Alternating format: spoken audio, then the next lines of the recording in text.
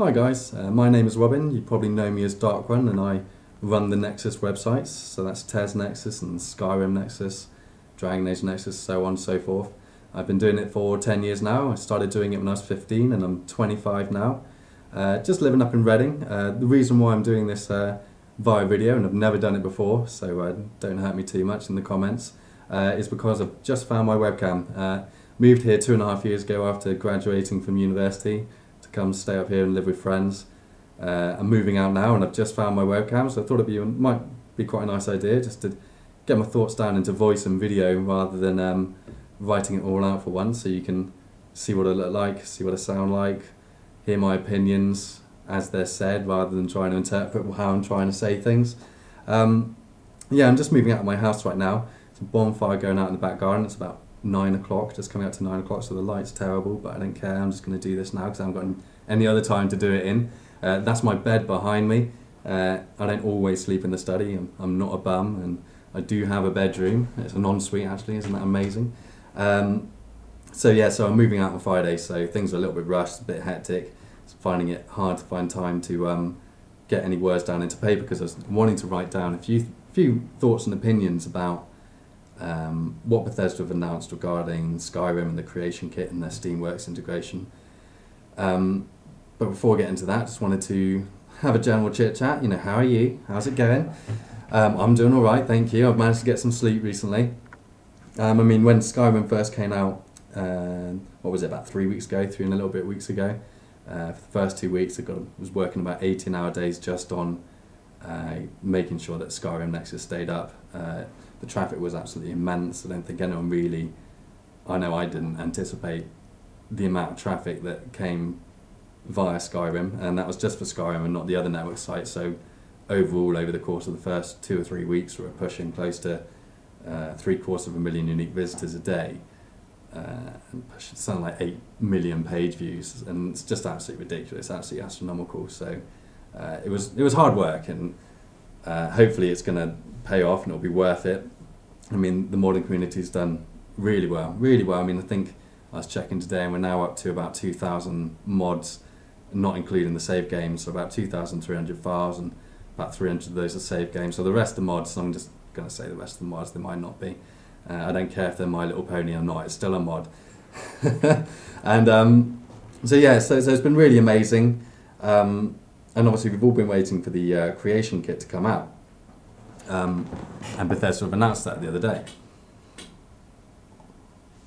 The inherent problem, of course, with PR announcements from businesses like Bethesda and any company really, especially game developers, is that it's a lot of PR talk.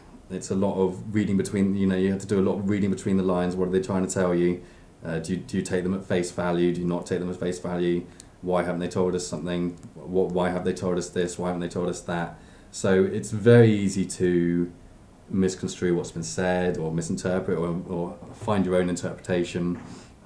And so we've had two quite different points of view coming up from two very different extremes. And on one side you've got basically the Bethesda fanboys who think that Bethesda can do no wrong, and then on the other side you've got the people, the naysayers, who hate Bethesda or hate Steam and think that that they're Satan incarnate. And so I think one of the reasons why I wanted to do this weblog was just to provide what I think is a logical, central opinion on the matter. Try not to take sides, try and stay unbiased, because a lot of people have come up to, obviously since that announcement, and they've either messaged me on the forums or emailed me or sent me a Skype message or a MSN message saying, don't you think that Bethesda have kicked you in the balls a little bit with this announcement? So no, not really at all. As far as my relationship with Bethesda goes, I don't have one. we don't talk. We honestly we'll talk once a year, and it will just be to there'll be something coming up in the community that either I want their feedback on, or they want to let me know that something isn't right. I mean, that happens extremely rarely. I think the last time I spoke to anyone at Bethesda was before last week, was at least a year ago, if not two. So, and they stay out of what happens in the Nexus community, and I like to not get in their hair at all. And I think that works pretty well, to be honest. The way I see it is Bethesda provide us the tools and we use them. And apart from some of the really helpful stuff they do, like the wiki that they run for the construction set, and maybe sometimes you'll get a developer posting on the official forums with a little hint or two about how to do things, they stay pretty much out of the modding community, and it's worked pretty damn well, I'd say, which is why this new announcement from Bethesda is quite interesting, just because it shows that they're taking a more direct approach in the modding community, and the question is why? Or why are they getting involved in the community? And so you have to really try and rationale it out and put some logic into it. Is it because they don't like the direction the community is heading? I mean, if there's one thing that Bethesda get the piss taken out of them for in the modding scene with their DLCs, it was the horse armor, and they'll crack a few jokes about that, which is quite amusing because I think they're still charging some silly amount of money for horse armor DLC. If there's one thing that the Nexus gets digged at, it's for obviously the more risky, shall we say, modifications that are on the site. So the nude mods, the skimpy clothes mods, things like that. I mean, I don't make them. I don't really use them. I mean, I've used nude mods in the past, but that's just generally because when an NPC says something annoying to me, I do tend to like to drag their bodies out into the middle of the street and make an example of them, which is fair enough because there's no other option you have apart from ignoring them. You can either ignore them or make an example of them. I mean, which one do you choose? I mean, I'm allowed to do that. I'm allowed to do it. Don't judge me. So yeah, so we get stereotyped for the nude mods, and Bethesda gets stereotyped for the horse DLC. Neither stereotypes really apply. I mean, it's just something that the kiddies like to label on each of us together, and so it doesn't really bother me either way. As far as I'm concerned, we don't want to be the thought police. We don't have many moderators at the Nexus. We don't need that many moderators because the community is so damn good at moderating itself. If there's a problem, people report it. And there are times when it doesn't work out too well, not very often, and they can be quite high profile and we can get blamed for stuff like that, but for every one day we have like that, we have 100 or 200 days where we've done it right. So oftentimes I'm apologetic, but I'm also trying to come on, we've done quite well in the past, let us off, when we're only human. So when it comes to the new mod specifically, my general thought is it's not my place to be moderating and deciding what content is allowed on the site and what isn't. Partly because I just don't have the time to be dictating what content goes on the Nexus sites. I mean, if it is extremely bad, I mean, anything that would be generally illegal in real life, I mean, Morrowind and Oblivion and everything like that, you go around and you can murder anyone you want, so we're talking about silly things here, but nude mods we don't mind, rape mods definitely not, child nudity definitely not. I mean, recently we've had that issue with the child killing mod.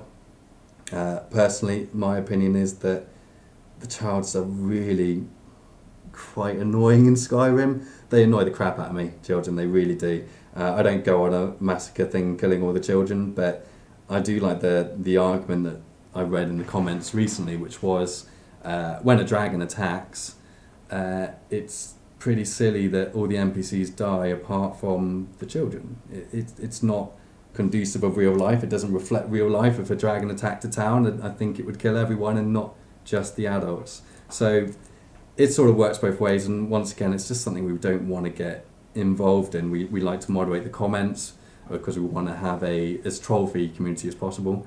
But when it comes to the actual content of the modifications, as long as you stick to acceptable boundaries, we're not going to get involved. And I think, as far as I'm aware and as far as I've read, Bethesda have said that they will not be allowing the more risky content, which is going to be a bonus for a lot of people. You see a lot of people complaining about it, and a boon for others. And either way, we'll continue to host it, and no other sites would as well. So it's not a big deal. It really isn't. There's no point making a big mountain out of a molehill, as the saying is. I mean, talking about the trolling in general,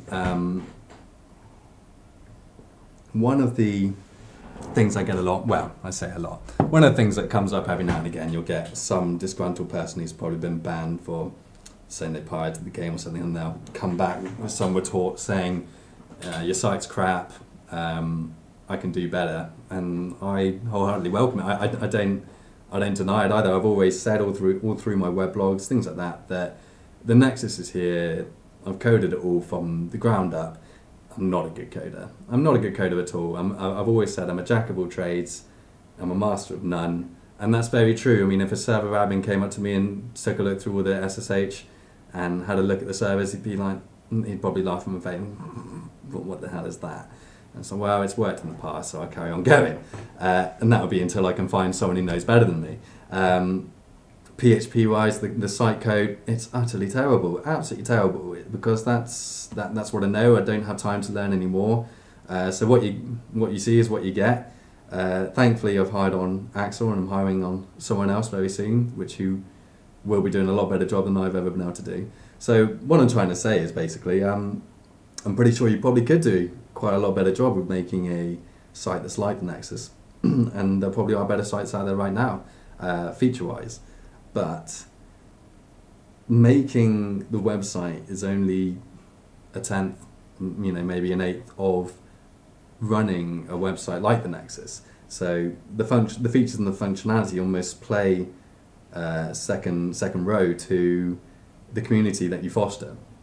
So these past 10 years I've been a part of the community. I've tried to voice concerns, get people's opinions, release features that people have asked for. If I think there's a new feature that needs doing, I'll first of all post some news up about it and get people's opinions on it. People will tell me I'm being a dick, and I'll get a bit pissed off, and then we'll all reason it out, and then something better comes out of it. And that's generally how the design process works for the Nexus sites. And it works very well, because it means that what comes out when I finally release something, it's from the feedback of all the people that have been providing their feedback on the subject, and it works really well. As far as making your own website goes, that's the hardest bit. The hardest bit is having a community that trusts you enough to upload their content, and that you're not going to dick them over sometime in the future, and that's pretty important. And that's something that Bethesda are going to have to learn, and they probably have learned, and that's why their PR statement was slim pickings. You don't give it all away at once. You only say what you need to say, and then wait until you can release your product and hope that people use it. For me, I don't appreciate that type of PR, but I do understand why it needs to be done. As you can probably tell, I'm the type of person who just says what's on his mind. I say what I feel. I share my thoughts with others, and then what comes out after that is an amalgamation of all the ideas that people have passed me, whereas Bethesda just seem to be slapping out a system that they think people are going to want. It might well be that they are conversing with people in the community and they've given them NDAs and we just don't know about it. I really don't know, and I couldn't say. But I'd hope that was the case, because you'd really hope that the mod authors are the ones that they're actually doing this for, primarily, because you can't make a modding community work without the support of the mod authors. It just doesn't work. It doesn't work like that. I mean, so that's one thing they're going to have to really bear in mind, not to tick off the mod authors too much, because it is very easy to do. We all resent change. Everyone resents change. And when that PR announcement went up, I first looked and I thought, oh, bloody hell, what's going on here? But the more I looked at it, the more I thought about it. It only took me about 5 minutes actually. I thought, oh, well, this could be really good. But could be really good doesn't mean it is going to be really good. Could be really good means there's potential for it to be really good, but there's also the potential for it to be very damaging as well, a dividing force in the community, if it's not done properly. I mean, I say a dividing force. The community isn't all at the Nexus. Bethesda Nexus is not, or Skyrim Nexus, or any Nexus site is not the centre of the modding community. Normally the official forums are, and there are plenty of other sites as well. I mean, if I have to say one website that I do really appreciate and I respect it brilliantly, I think it's a brilliant website, it's TES Alliance, tesalliance.org, tesalliance.org, and they are a website that fosters mod authors. So it doesn't matter if you're a newcomer or an expert, anywhere in between. It's a website for mod authors to learn, teach each other. They've got their own modding schools, things like that, and that's an absolutely brilliant idea, and I can endorse that fully, because it's a community-run project for the community, by the community, that helps the community, and that's all you really need, 4 tenants, and that's brilliant, and I'll support that wholeheartedly. And people always say to me, "Oh, what do you think about TES Alliance?" So, flipping brilliant, go sign up there straight away. I mean, I'm not on the site because I'm barely on. I can barely spend enough time on the Nexus, let alone on TES Alliance. So, but I will recommend it to anyone who wants to go, and that's the sort of thing that should be wholeheartedly supported in the modding community.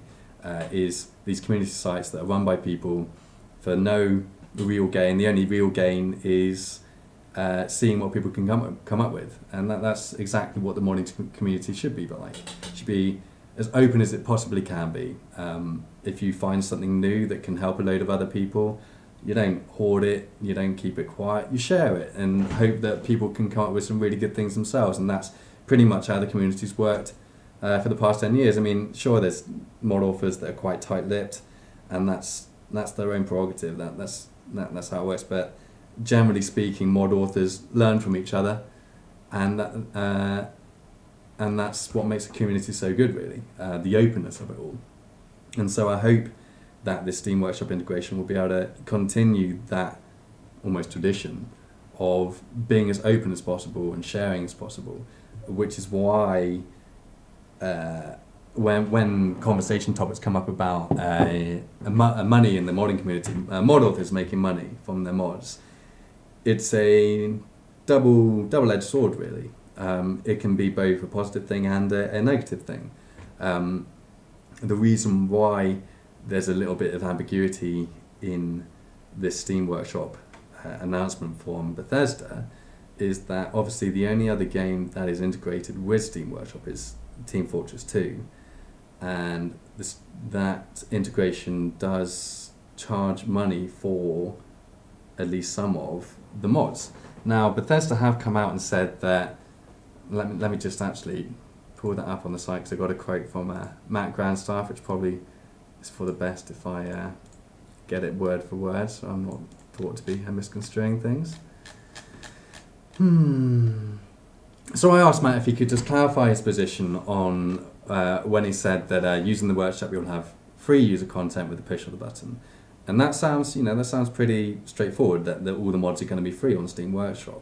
But it's not really that straightforward. I mean, if the Apple App Store, this is my analogy, if the Apple App Store came out and said the Apple App Store allows you to download and install free apps at the click of a button, it would be no less true, even though it has hundreds of thousands of apps that are also not free and that you do pay for. So that's the sort of PR speak I'm talking about. So I emailed Matt. It was the first time I've emailed him in a year or so. Just wanted to get a clarification on whether that meant that all the mods in the Steam Workshop were going to be completely free to download. Which he did reply, "Our focus with the Steam Workshop is creating an environment where users can create, upload, download and rate free user content." No emphasis on the free, but rate free user content. It's still not, it wasn't the clarification I was looking for, and I did reply with another email just saying, can you flat out say that mods on Steam Workshop will be completely free? To which he just said, referred me to his original comment. And to me, I'm not sure whether he's doing that because he can't say any more on the subject, he didn't say either way, or whether there is something more to it. Personally, I think it can go either way. There's a lot of people that say, "Oh, Bethesda wouldn't do this to us," and they've been so good to the modding community, and they have been very good. That in a PC environment where games are going more and more closed, getting shorter and shorter. You've got your Modern Warfare 2s and 3s that don't even have dedicated server support anymore, which is absolutely ridiculous. That's why I don't play those games. You've got Bethesda, who are almost like a shining beacon, who are releasing modding tools and making the game as open as possible with all the INI files and things like that. And that's really cool, and I really do appreciate Bethesda doing that. But do they do a lot for the modding community? I mean, they'll do an interview every now and again, but past releasing these tools, they don't do that much for the community. I'm not meaning to sound ungrateful at all. I think what they've done so far is exactly what we've needed. And they can do more, and they could definitely do a lot less, and we definitely don't want them doing any less. So you don't want to piss them off to the point that they stop giving us these tools. But to say that Bethesda do a lot for the community, I guess it depends on your point of view, really. But I think there are a lot of people in this modding community that do a lot more for the community than Bethesda do. So it works both ways. As far as the money side of things concerned, they are a company. As nice as you think they are, they're a company that has to make money. And when Oblivion came out, the iPhone hadn't come out. You had no app stores. You didn't have the Apple App Store. You didn't have the Android App Store. They didn't know how good that was going to. They didn't even know about that sort of thing. To be honest, Morrowind modding wasn't as huge as Oblivion modding, and Oblivion modding probably won't be as big as Skyrim modding will be. So it's growing bigger and bigger, and there's that potential that, there must have been some conversations where they were saying, well, it's done really well, and we might be able to do something with this. Personally, Steam Workshop, the way I look at it is, it's their way of trying to see if they can get mods onto consoles. That is my logical assumption of it. Because as far as PC modding is concerned, it's extremely complex, and I think the thing that worries me the most about this Steam Workshop integration is that it's going to literally download a file, extract it into the data folders, and that's it. So you've got a lot of people who never knew about modding, don't know anything about modding, never added a mod in their life, using Steam Workshop to add a mod, and then they think, oh, that's pretty cool, so they'll add another mod. And they think, oh, that's really cool. Start adding another mod and another mod and another mod until they get to 10, 20, 30, 100 mods. And then the crap hits the fan because they don't know anything about archive and validation, conflicts, anything like that. And then who's going to pick up the blame for when these conflicts start causing problems? Now, the hope is that Bethesda obviously know about this. They obviously know about this problem. The hope is that Bethesda are coding this integration with Steamworks and the creation kit to take into account this aspect of modding. I mean, it's all well and good bringing modding to the masses, and bringing modding to the masses is a brilliant idea, but it needs to be done in such a way that it works, basically. And at the moment, modding isn't at that stage, especially not with the Elder Scrolls games. So that's the big worry, that Steamworks is just going to make adding mods really easy, but it's not going to do anything to combat the conflicts and the archive and validation and everything like that. And then it's going to turn very quickly into a crap fest in the comments in regards to whose fault that is. And mod authors get blamed a lot for these sorts of conflicts, which are not, a lot of the time, it's not their fault. Sometimes it is. Sometimes it's just bad practice or not knowing. Mod authors, just trying things out and then not knowing that what they're doing is potentially breaking other things and things like that. And that's just a logical step of mod making. But by and large, a lot of the conflicts that happen in the game are unavoidable. And it's unfair that the mod authors get given a lot of crap because of that. So that's probably one of the biggest worries, is when you make a new community, especially one that's officially endorsed, so it's going to get used a lot, is what the community is going to be like. I mean, the Nexus sites themselves, because we're I mean, I'm not being bashful or boastful at all, because we are the biggest resource for modifications. It's where every Tom, Dick and Harry comes to pick up mods. So people from the official forums, fine, you know, people from the other community sites, fine. But then they're interacting with the people that come from 4chan, Something Awful, RPG Codex, all that sort of stuff. And these sites obviously will have their own cultures and their own way that they talk. And the problem with them, I mean, the sites are fine and what they do is fine, but the problem with the people that, a lot of the people that use them, is that they don't know how to change how they talk or how they interact between the sites. So they'll come straight off 4chan onto the Nexus sites, go to the comments and start trolling it as though it was a 4chan picture thread, and then wonder why they just got banned. And that's an inherent problem. That's the problem that happens or will happen to any site that is the biggest or the most used resource for modding. It's where everyone comes, and you've got to deal with every type of person that comes along. And it's something that thankfully we've been pretty good at stamping out, and that's what I think. I think we've been pretty good at stamping it out. We get a lot of stick for the way we moderate. We're quite strict moderators. But those are our rules. We put these rules down because we don't want the comments on file comments to turn into 4chan threads or Something Awful threads or any sort of Encyclopedia Dramatica threads, because these sites, you know, the sites are great and I find them hilarious, and I used to use 4chan all the time when I was at university and things like that, but there's a time and a place, and being on the internet for me is about knowing the time and the place. So when you're on 4chan, you can act however the hell you want. When you're on the Nexus sites, you follow the rules, and if you don't follow the rules, you get banned. It's very simple. So the worry is with the Steam Workshop that you're going to have a lot of these people, especially the Steam people from different games, people who don't know how the modding community works, using the comment threads. And it's something that I know that the mod authors are quite worried about is, oh no, you know, we've put up with it for a while on the Nexus sites and it's gone okay, but how are they going to moderate the comments on the Steam Workshop?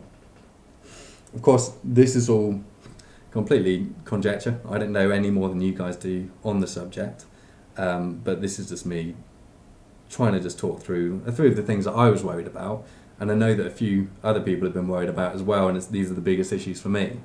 I'm not worried about traffic being taken from the Nexus at all. To be honest, might give me a little bit of a breather, which would be good. Allow us to get our bearings.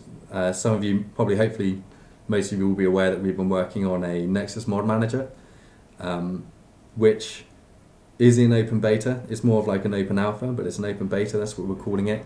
It's free for you to download on any of the Nexus websites, and it's a mod manager that takes over from Oblivion mod manager and Fallout mod manager, and our real aim is right now to make modding as easy as possible. And we're in talks with the BOSS people, the Better Oblivion sorting software, to integrate BOSS, or at least the BOSS API, into the Nexus mod manager, so that when you're adding your mods, it will reduce the amount of conflicts you're going to have and find the best load orders and things like that, so you don't have to.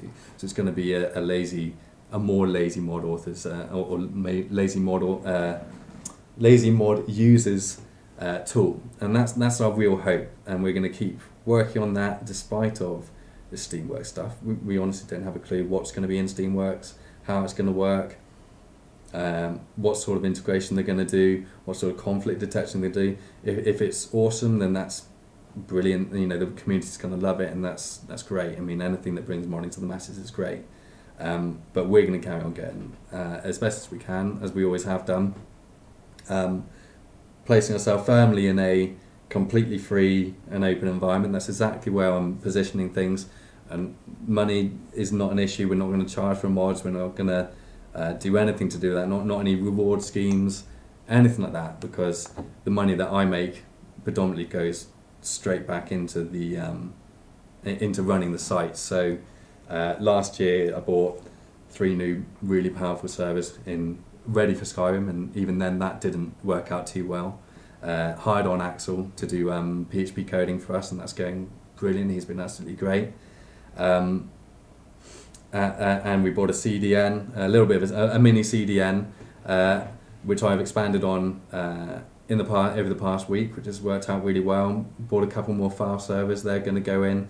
Hiring on another PHP programmer, and the big expense over the next probably 2 years, because I'm not going to be able to afford it in 1 year, is we really want to go a load balanced route. So that means having 8 or 10 servers clustered together.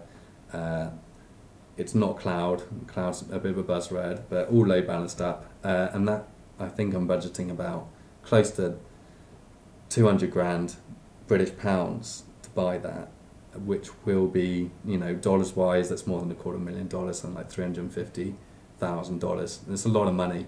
And so that's where the money's going. That's what it's there for, and I don't have the money to be able to pay my moderators, let alone anything else right now. So that's a pretty firm.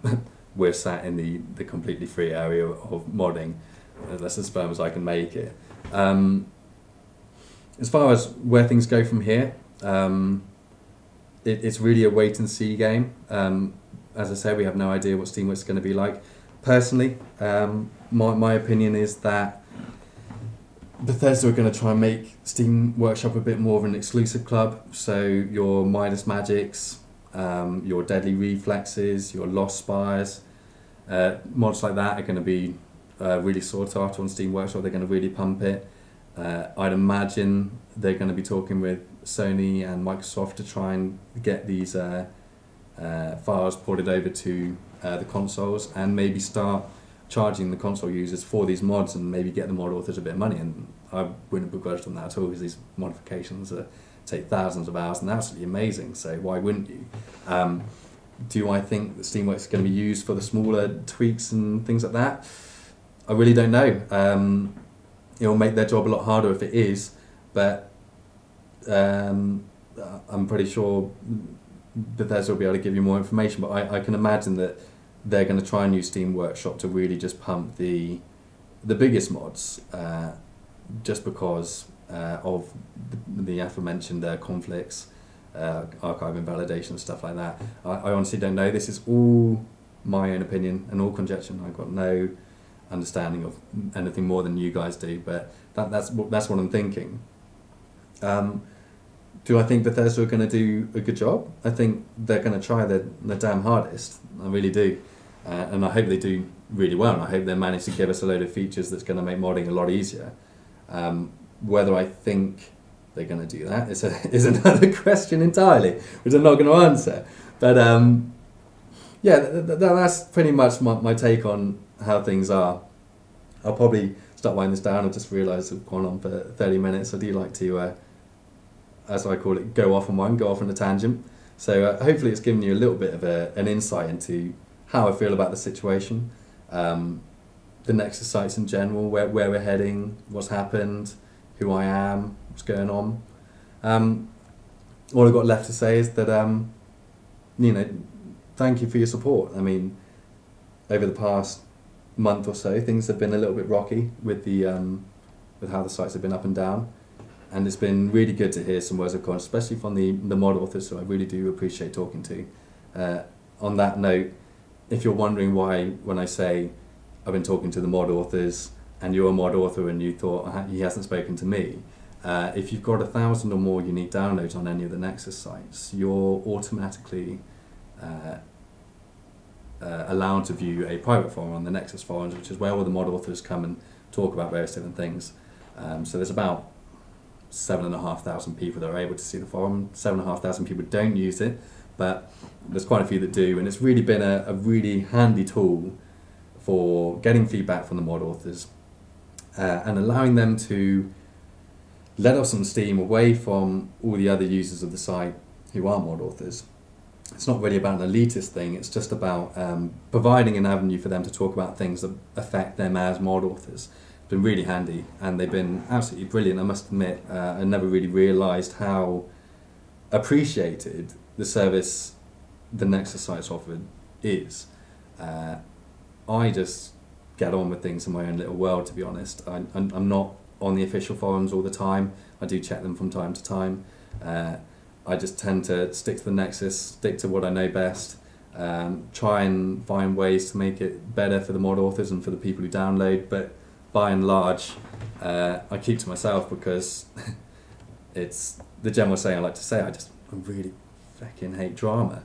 I hate internet drama so much. I mean, I spent 4 years playing EVE Online and I think it was enough to last me a lifetime. It was like if you chuck in every 4chan, something awful, an RPG codex person into one game, that was the game that it would be. It would be EVE Online. Spent four years doing that, and it sort of trained me up into just not caring too much about trolling and internet drama, or drama as I like to call it.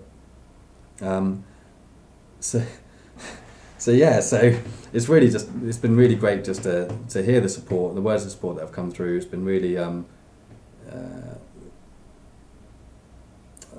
quite honoured, to be honest. It's been really good. I'm really glad that people really like the service that we offer.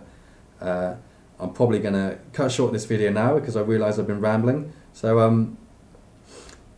I'm expecting the top comment on YouTube to be I used to make YouTube videos before I got shot in the knee with an arrow, and then I'm expecting people to like that, and then that will get to the top. Or actually that'll be a better one, 8 people dislike this video because they got shot in the knee, and things like that. So yeah, lots of memes going out. But yeah, so thanks a lot, guys. Hopefully I might do it again if the feedback's good on this one. I realise I've been talking for 36 minutes and it's just been all over the place, on left, right and centre. But there's no direction, I'm not reading anything from a side saying that these are the topics I need to cover, which is why for the past 6 minutes I've really not talked about anything. But yeah, so hopefully you'll leave me a bit of feedback on the YouTube comments. I'm going to upload this to YouTube. And hopefully I haven't embarrassed myself and I haven't insulted anyone. I hope I haven't insulted people because that wasn't my intention at all. So yeah, so thanks guys. I'll talk to you soon.